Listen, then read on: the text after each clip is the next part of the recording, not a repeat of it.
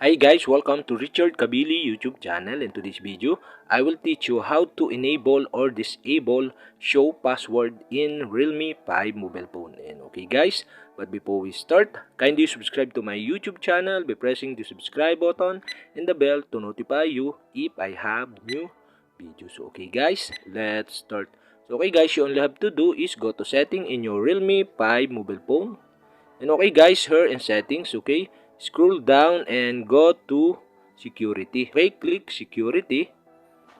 And okay guys, here in security, okay, you can see below the password security. And okay guys, here in password security, you can see the show password. And on the right side, you can see the switch button. And okay guys, if the show password is on, okay, show characters when you enter them in the password input box.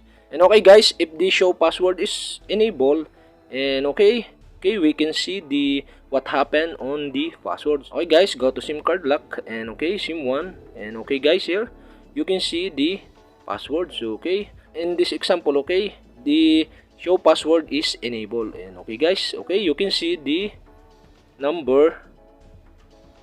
Okay, you can see the character after you enter the password. And okay guys, so okay, go back. And okay guys, if this disable, okay, you can see the password you type is not show character. And okay guys, go back again. And okay guys, I decide to enable the show password. And okay guys, that's it. And okay guys, if you have a question, kindly comment below. And don't forget to hit the subscribe button and the bell to notify you if I have new videos. Okay guys, thank you for watching.